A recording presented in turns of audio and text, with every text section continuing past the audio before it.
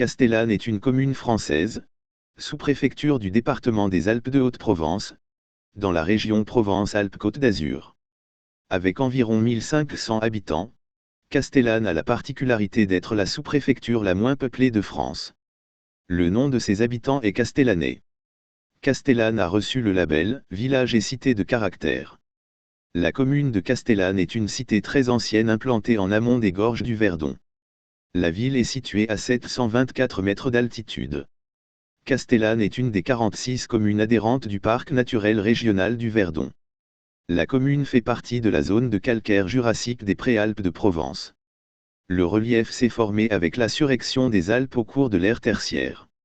Ces calcaires se prolongent le long du cours du Verdon, donnant ainsi lieu à la formation des spectaculaires gorges par érosion karstique. Le périmètre de protection de la réserve naturelle géologique de Haute-Provence couvre également la commune de Castellane. Toponymie. La localité de Castellane apparaît pour la première fois dans les textes avec un nom proche du nom actuel vers 965 à 977, Petra Castellana. Le nom se décompose en trois termes occitans, Peaira, Castel et le suffixe ana, signifiant roche et village fortifié, ce qui peut se traduire en la roche castellane, c'est-à-dire la roche au village fortifié, ou tout simplement la maison forte, le château fort. Castellane porte le nom en occitan provençal de Castellana selon la norme classique ou Castellano selon la norme mistralienne. Les anciennes communes de Castillon, recouvertes par le lac, apparaît vers 1300, de Castillon. C'est un terme occitan désignant un petit château. La première partie du nom de Chasteuil est assez obscure, la seconde, Yallo, est un suffixe celte pour clairière. Le village de Robion porte le même nom que la rivière qui le traverse pour se jeter dans le Jabron et qui naît dans le massif du même nom, le massif du Robion, à l'est du village. Le in Rubion de 1045 est un dérivé du bas latin robigonem, qui est une déformation du latin classique robiginem pour rouille, selon Ernest Nègre. Selon Charles Rostin, il est possible que le toponyme soit plus ancien que les Gaulois et désigne une roche à pic, un ravin. Le village de Talloires, cité vers 1200, verrait son nom dérivé du terme occitan talador, désignant les soldats spécialement recrutés pour dévaster le terroir de l'adversaire. L'ajout du suffixe ia sert à désigner, soit une terre habitée par ces dévastateurs, soit une terre dévastée par les taladors. Selon Rostin, le toponyme est probablement plus ancien que les Gaulois. Les Féniers y voient un doublet tautologique, Tal et Tor. Deux racines oronymiques, le nom de Talloires contient deux fois un terme désignant une montagne. Dans Villars-Brandis, la partie Brandis est un toponyme ancien, peut-être antérieur aux Gaulois, alors que Villars vient de Villaret, grand domaine en latin.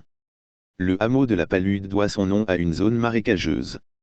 La clue de Tolane doit son nom probablement à une ancienne tuilerie, Tolana.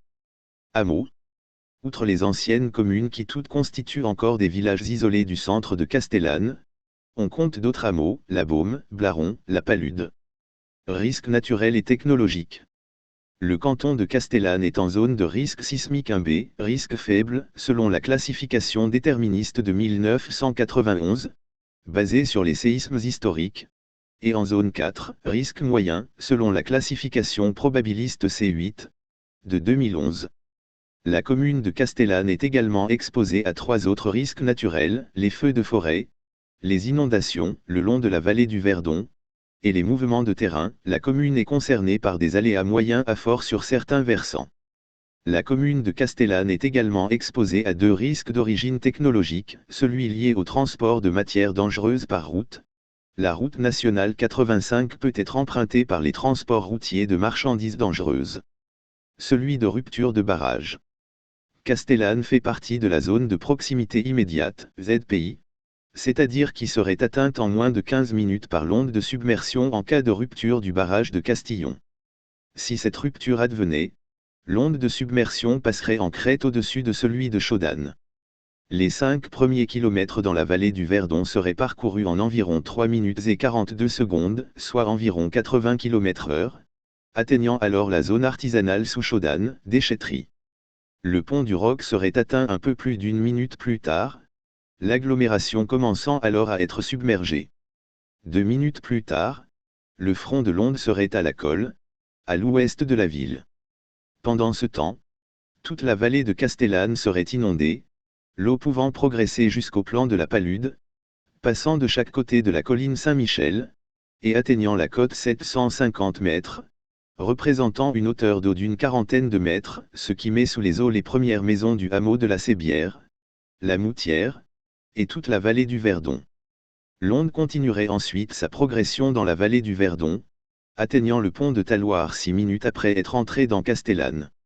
Enfin, la clue de Chasteuil, sortie de la commune, serait atteinte 7 minutes plus tard, soit 18 minutes après le déclenchement de la catastrophe et 14 minutes après que les premiers bâtiments de Castellane soient atteints.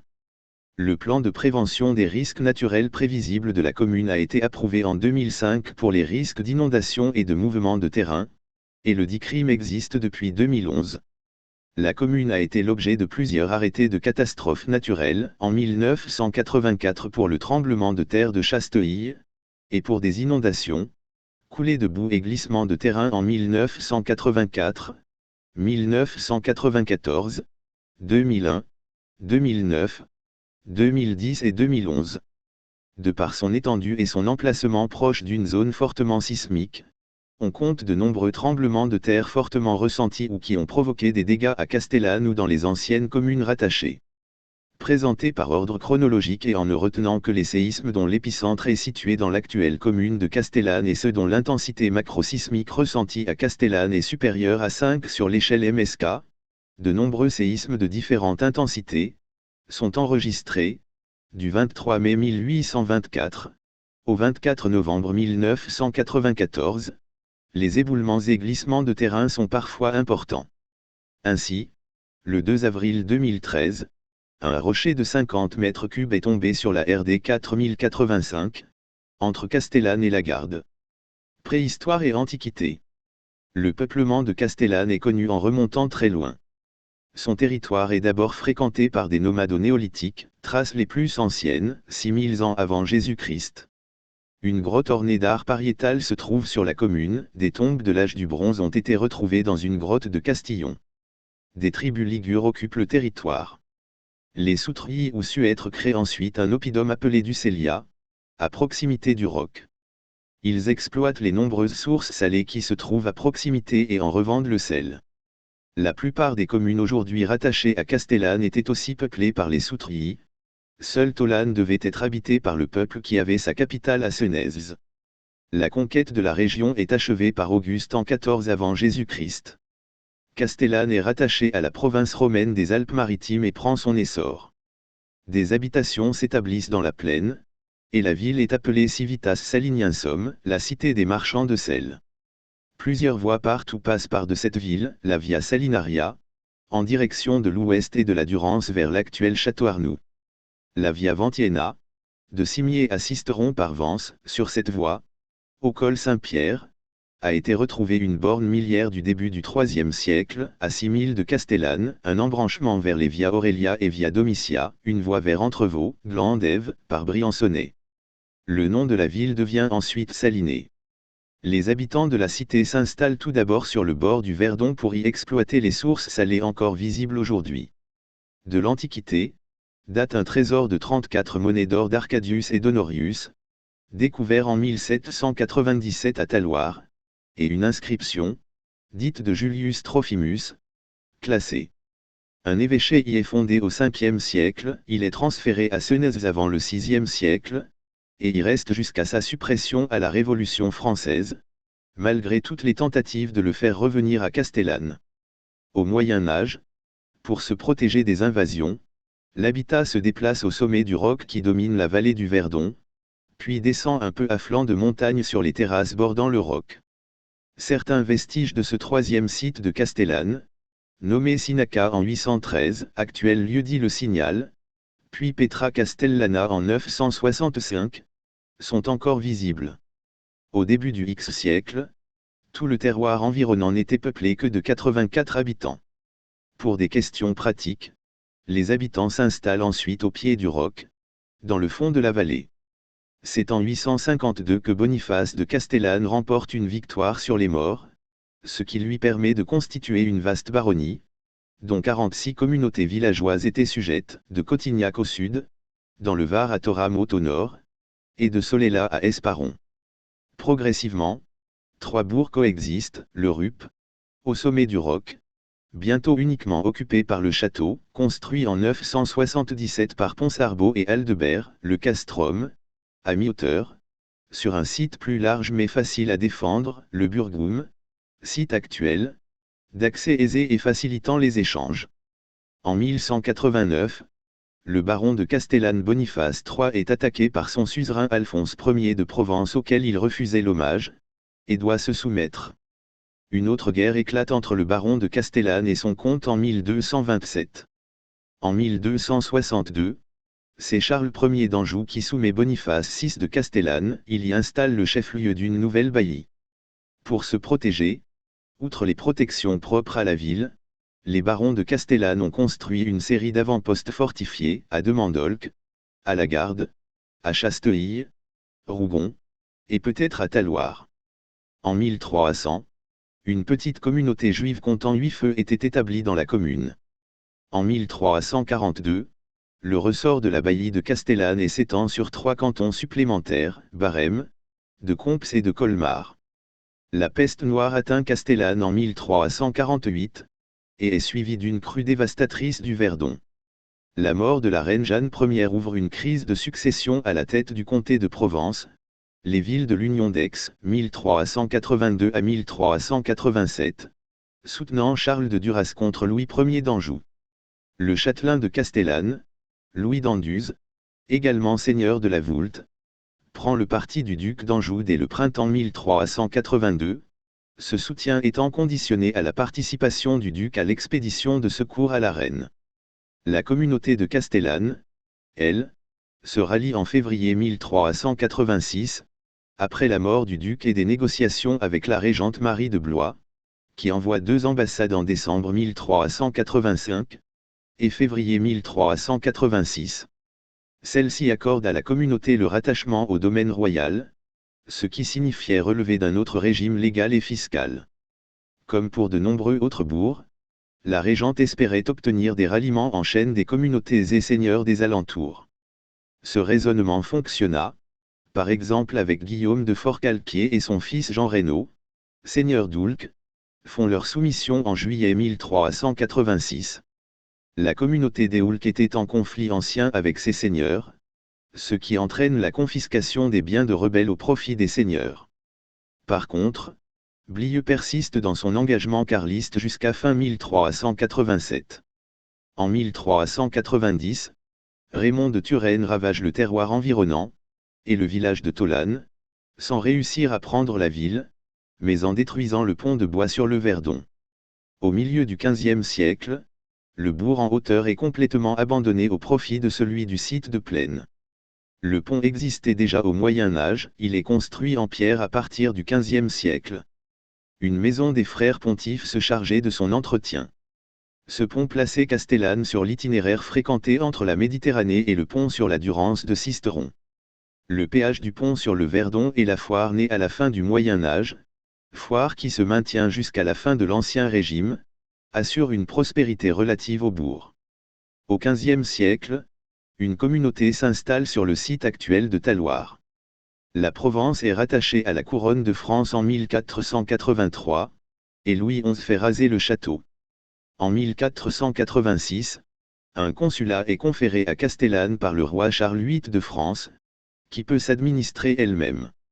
À la fin du Moyen Âge, le système de grande transhumance se développe énormément, les troupeaux de la côte montant l'été dans les hautes vallées alpines.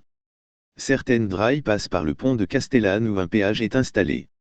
Au début du XVIe siècle, on compte entre 78 000 et 120 000 têtes qui passent chaque année en mai et juin. Les impériaux de Charles Quint pillent la ville en 1536. Des troubles religieux éclatent dès 1559, Brun de Caille ayant converti les Castellanes. Paulon de Mauvent, capitaine protestant, pille la ville à l'été 1560, puis s'y installe après un armistice avec le gouverneur de Provence, le comte de Tende. La ville est attaquée par les protestants le 4 octobre 1574, mais ils en sont chassés par les habitants sortis de la ville et les habitants du voisinage, puis poursuivis jusqu'à la clue de Tolane. Le 30 janvier 1586, le baron d'Allemagne et le duc de Lesdiguières tentent de surprendre la ville. L'attaque est repoussée, le baron d'Allemagne est blessé d'une balle dans le dos, ce qui provoque le repli des assaillants. Ce siège est depuis célébré chaque année le dernier week-end de janvier, à travers la cérémonie des pétardiers, sapeurs artificiers. L'attaque est reconstituée, et notamment l'épisode où Judith André ou Andro, la femme de Barême, tua le capitaine des pétardiers, Jean Motte, en lui versant un chaudron de poix bouillante du haut de la porte de l'Annonciade, réputé point faible du village. La ville est le siège d'une vaste viguerie jusqu'à la Révolution, dont la juridiction s'étend jusqu'à Saint-André. L'échec de l'installation de Presidio en Provence en 1639 profite à Castellane, qui voit son rôle administratif renforcé et confirmé par l'installation d'une sénéchaussée en 1641, qui remplace la cour royale. Une nouvelle peste frappe la ville en 1630. L'évêque janséniste Jean Soanen tente de rendre les célébrations du Saint-Sacrement, de la Saint-Jean et de la Saint-Éloi plus mesurées et moins débridées, la jeunesse du bourg ayant pour coutume de les fêter avec tambour, musique et coups de feu. Les jeunes refusent, résistent, font encore plus de bruit, et même se révoltent, empêchant la procession de l'octave du Saint-Sacrement de sortir de l'église, le 22 juin 1710. En 1726, ceux de Robion, que le curé voulait empêcher de danser le dimanche, se révoltent de même. Les Austro-Sardes occupent brièvement la ville en 1746, lors de la guerre de succession d'Autriche. En décembre 1746, pendant la guerre de succession d'Autriche, la Provence est envahie par une armée austro-sarde. Un corps de 2000 hommes s'empare de Castellane, puis des villages alentours, jusqu'au château de Trigance. Après quelques difficultés, les armées espagnoles et françaises coordonnent une contre-offensive, qui commence début janvier par la prise d'un avant-poste autrichien installé à Chasteuil, par les troupes françaises sous les ordres du comte de Molévrier. Le comte de Brune renforce son aile droite par 4 bataillons en garnison à Castellane, et 6 sur la rive sud du Verdon. 7 autres bataillons formant un deuxième échelon à disposition. En face, 9 bataillons et 10 escadrons espagnols stationnés à Riez, et 2500 Suisses payés par l'Espagne, et cantonnés à Senez, les tiennent en respect. Le 21 janvier, les troupes hispano-françaises passent à l'offensive, commandées par Molévrier, côté français, et Tobin, côté espagnol. Les Espagnols quittent leur quartier de nuit et s'avancent vers Castellane par la clue de Tolane. Les Français passent par les gorges du Verdon. Les marches d'approche, difficiles, permettent néanmoins une attaque coordonnée vers 7 heures.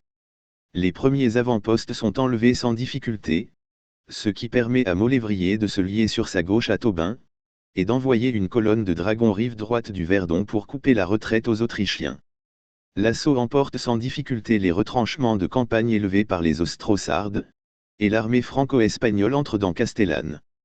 La colonne de dragons français empêche la retraite des derniers Autrichiens. Au total, 287 sont faits prisonniers, dont le baron de Neuhaus, lieutenant général commandant la place. Les Austro-Sardes ont eu en outre une centaine de tués, contre 20 aux franco-espagnols. Les villages de la Garde, Oulx, Robion, Talloires, Trigance et Comps sont évacués le 22 janvier. En 1760, la taxe prélevée par le roi de Piémont-Sardaigne sur le commerce de draps entraîne une forte diminution de la production textile de la ville. La production de cadis et de cordeillas, toiles de laine grossière et inusable, se maintient jusqu'à la Révolution, s'écoulant auprès de la clientèle locale. Jusqu'à la Révolution, 2 sources salées étaient utilisées pour la production de sel, via des marais salants.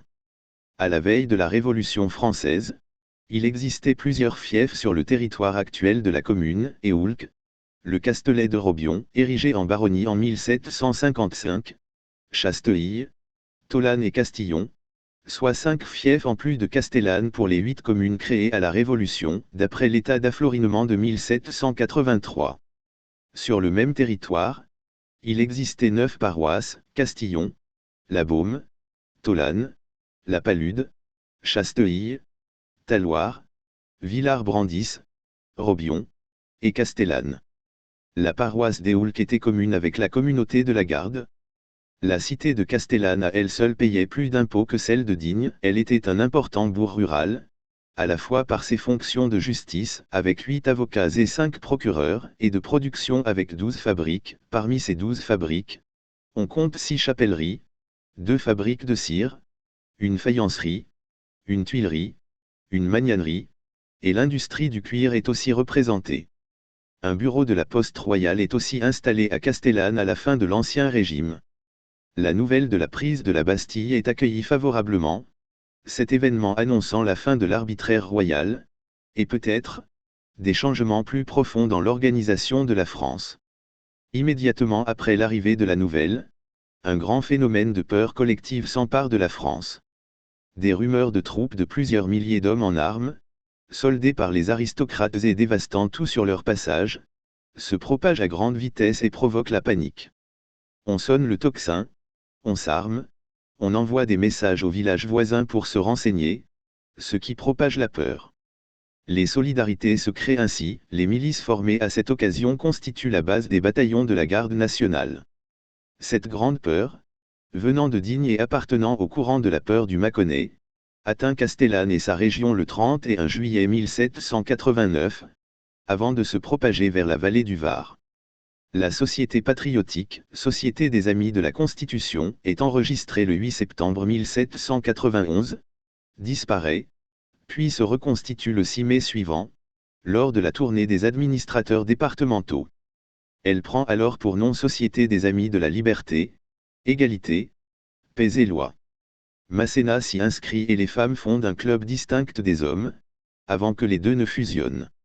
Elle compte jusqu'à 293 adhérents, soit 40 à 70% de la population masculine, et s'affilie au Club des Jacobins de Paris, la seule du district dans ce cas, puis à celui des Jacobins de Marseille le 17 juin 1792. Les discussions, qui ont lieu majoritairement en provençal, sont animées et dégénèrent parfois en pugilat, par exemple le 29 juin 1792 à propos d'une éventuelle descente des Marseillais. Le 5 Frimaire Nantes, le représentant en mission Gauthier épure la société. Une sous-préfecture est créée en 1800, avant il s'agissait d'un district. L'industrie du drap, déjà bien implantée au siècle précédent, est prospère dans la première moitié du XIXe siècle. Mais les métiers à domicile sont remplacés par la fabrique Barneau, construite à la fin des années 1830, sur le modèle de la fabrique Honorat de Saint-André de Méhouilles. Elle emploie 9 ouvriers en 1872, puis disparaît en 1878.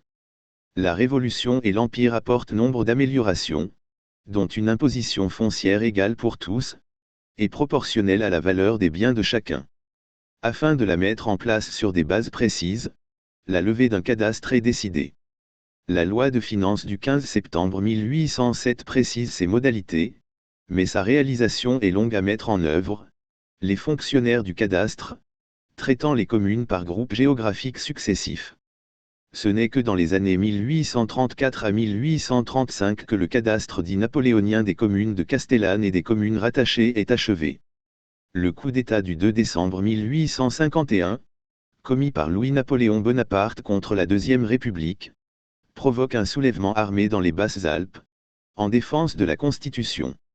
Après l'échec de l'insurrection, une sévère répression poursuit ceux qui se sont levés pour défendre la République. 8 habitants de Castellane sont traduits devant la commission mixte, la peine la plus courante étant la déportation en Algérie. Le 10 septembre 1926, la sous-préfecture est supprimée, dans le cadre du plan d'économie de Poincaré, puis est rétablie par le régime de Vichy, le 1er juin 1942. Un camp d'internement est construit à Chaudane, commune de Castillon et Villars-Brandis, pendant la Seconde Guerre mondiale. 17 Juifs sont arrêtés à Castellane avant d'être déportés. Le 9 décembre 1943, l'armée secrète, AS, et les francs-tireurs et partisans, FTP, attaquent le chantier du barrage de Castillon, où ils s'emparent de 5 tonnes d'explosifs. La commune est libérée le 18 août 1944 par la 36e division d'infanterie britannique. Le milieu du XXe siècle marque la fin de la culture de la vigne pour l'autoconsommation. En 1951, un tremblement de terre a lieu à Talloires. Plusieurs communes sont rattachées après la Seconde Guerre mondiale. Celle de Castillon, en 1948, lors de la construction du barrage éponyme.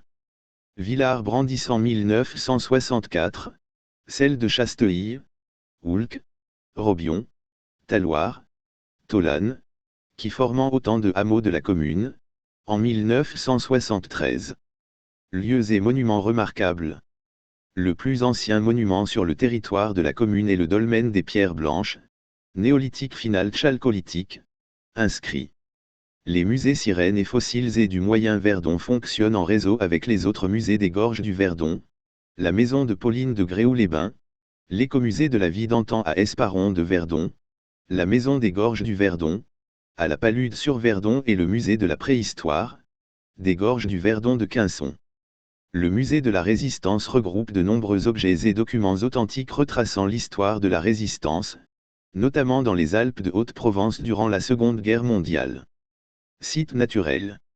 Le roc qui domine la ville, s'élevant à 930 mètres, soit plus de 200 mètres au-dessus du Verdon, est un site naturel classé depuis 1933.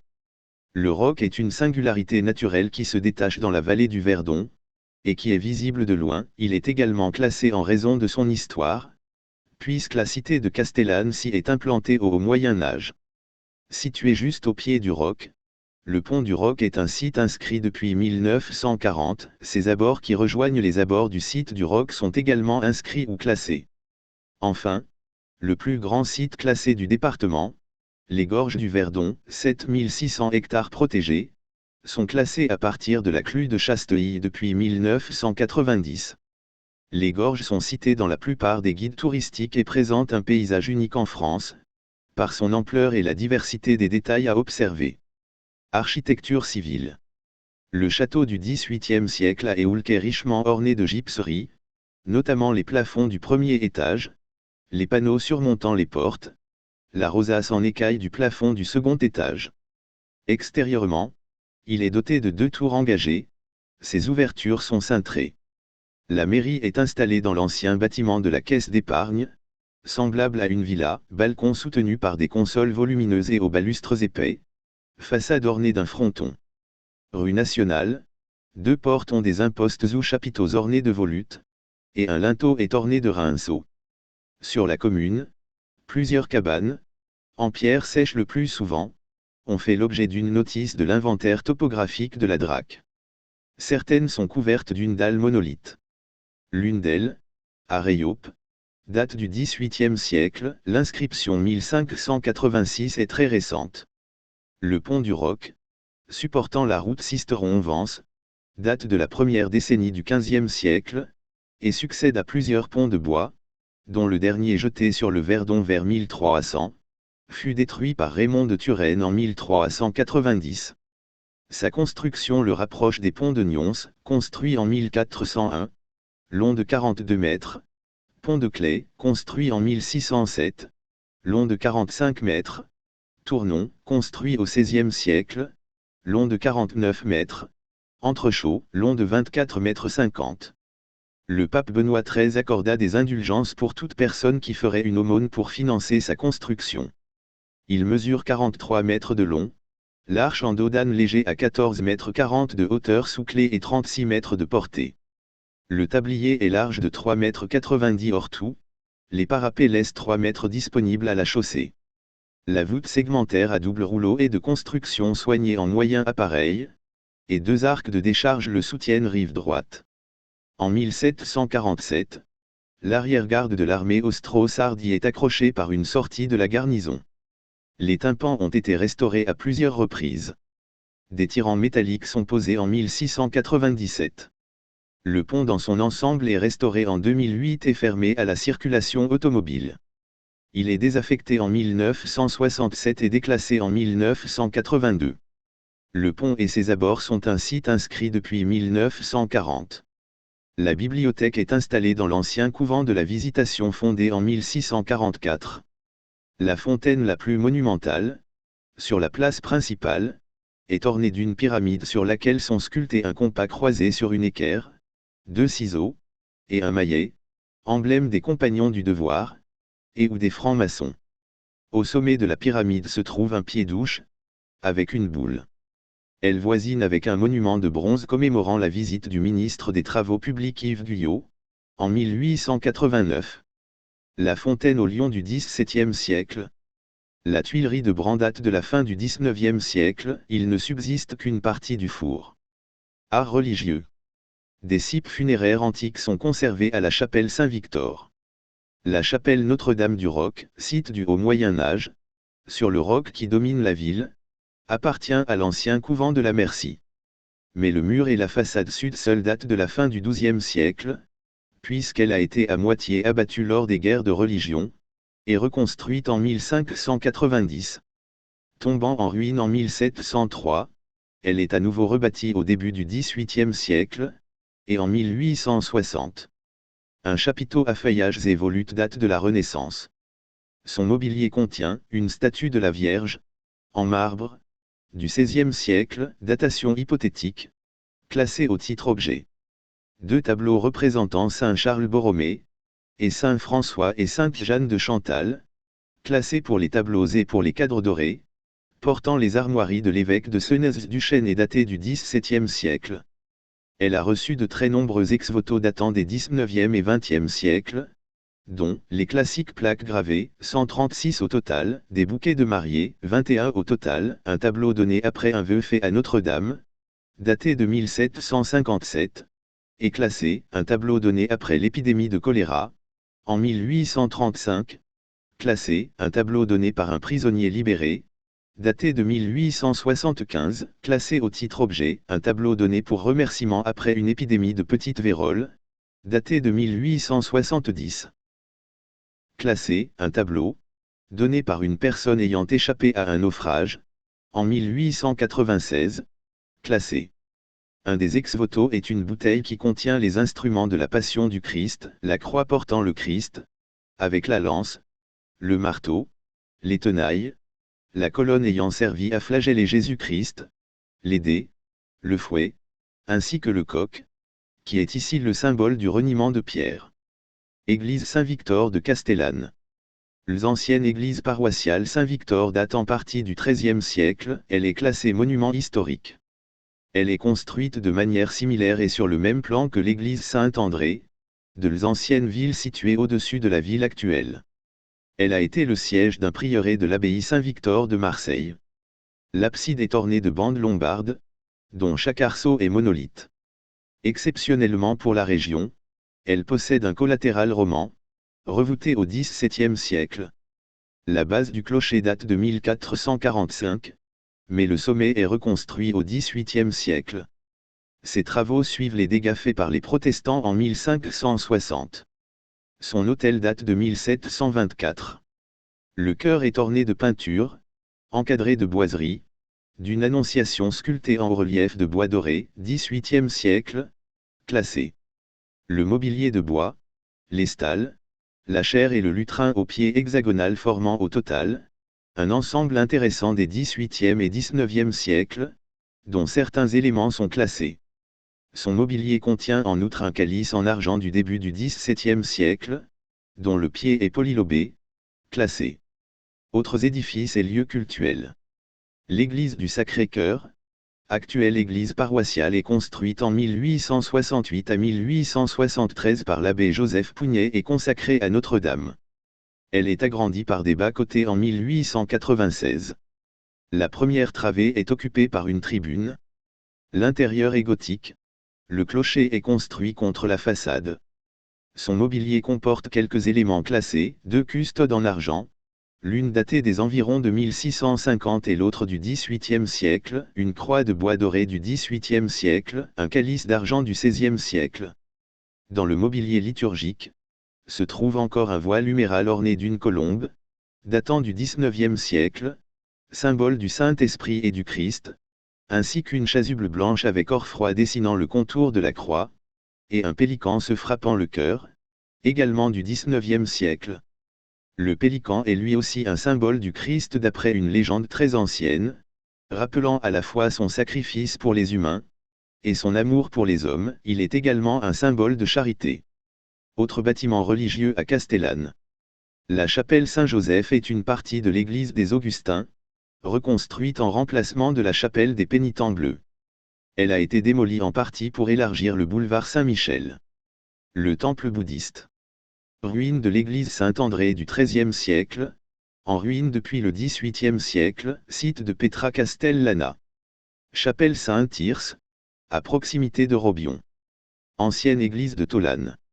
L'ancienne commune de Robion compte une église et deux chapelles, l'église paroissiale Notre-Dame, au village et datant du milieu du XVIIIe siècle, la chapelle Saint-Tirce, classée monument historique en 1944, du premier art roman, 11e et 12e siècle dans la région, la chapelle rupestre de Saint-Trophime, déplacée dans une grotte après avoir été primitivement construite au pied de la montagne de Robion, très escarpée à cet endroit. Elle était souvent endommagée par les pierres tombant de la falaise. La restauration de celle-ci a été réalisée dans le cadre d'un chantier école de formation intégrant des stagiaires du Centre européen de formation Partir, patrimoine architectural rural, techniques d'identification et de restauration, dont un agent de l'Office national des forêts, ONF, en formation. Une source permanente coulait à l'intérieur. Elle possède un calice en argent du XVIIe siècle et surtout un plat de quête en cuivre du XVIe siècle classé. Les difficultés d'accès à la chapelle ont nécessité le transport des matériaux par hélicoptère. L'église paroissiale Saint-Pons à Éoulc n'a jamais été modifiée depuis sa construction. C'est une ancienne chapelle Notre-Dame, qui a changé de titulaire au moment du déperchement du village, pour être attribuée au patron traditionnel de la communauté. Non voûtée, elle a conservé ses corniches d'origine, milieu ou fin du XIIe siècle, également du XIIIe siècle selon la DRAC. Classée monument historique, elle possède un plat de quête en cuivre du XVIIe siècle classé. Sur le territoire d'Éoulc, se trouve encore la chapelle Saint-Antoine, construite sur la route en avant du village pour le protéger de la peste, la chapelle Saint-Pons, et la chapelle Notre-Dame, ces deux dernières ruinées, construites sur la montagne d'Estourbre, où se trouvait le village perché. L'église Saint-Jean à Talloires pourrait dater du XIIIe siècle ou du XIVe, la datation du XVe siècle étant mieux assurée. Elle est endommagée par le tremblement de terre de 1951. Toujours à Talloires se trouve la chapelle Saint-Étienne, inventeur de la Sainte Croix, et patronnée par Saint Jean. Elle est construite sur la montagne. L'église Saint-Jean-Baptiste à Villars-Brandis date du déperchement du village, et compte dans son mobilier un exceptionnel encensoir en cuivre à 2 étages en forme de vitraux de la fin du XVe siècle. La chapelle Saint-Jean, à Villars, est perchée sur un roc isolé.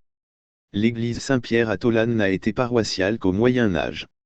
Elle n'est desservie qu'occasionnellement, et ce depuis le XVe siècle. Église Notre-Dame du Plan XIIe, ancien prieuré, à Castellane, église Saint-Sébastien de Chasteuil, XVIe siècle. Chapelle Sainte-Victoire au lieu-dit Angle, date de la fin du XIXe siècle au plus tôt, est orientée à l'ouest. La fausse voûte est un latis enduit de plâtre. Chapelle Saint-Pons à Blaron, ex-Castillon, le cimetière du Plan Notre-Dame comporte plusieurs chapelles funéraires. Monument aux morts, cimetière lieu-dit, aire des Saints. Architecture militaire. Le tracé des murailles de Petra Castellana, ancienne ville au-dessus de l'actuelle, est encore bien visible, elle daterait du XIIe siècle. Elles étaient renforcées de 14 tours, dont une nous est parvenue, le donjon pentagonal. Il était intégré à cette enceinte et date du XIVe siècle, classé monument historique, avec une tour carrée. L'enceinte du bourg-bas est construite à partir de 1359, avec l'autorisation du comte de Provence. Elle est encore visible dans des tours carrées, sur le front des maisons sur la place. Des corbeaux, qui pouvaient soutenir des ouvrages de défense, bretèches, ou simples chemins de ronde à machicoulis, sont visibles sur leur façade. 2 des portes de cette enceinte subsistent, celle des Pétardiers ou de l'Annonciade, encadrée de 2 tours, au lieu de la résistance au siège de 1586. Celle de l'Horloge ou de Saint-Augustin, dans une tour carrée. Le passage passe sous la tour par une voûte, ouverte par un arc brisé incurvé vers l'extérieur d'un côté, et par un arc en berceau à l'intérieur de la ville, lui aussi incurvé. La voûte entre les deux est en plein cintre. La tour est classée monument historique. Une des tours du quartier Saint-Michel abrite un pigeonnier depuis 1585.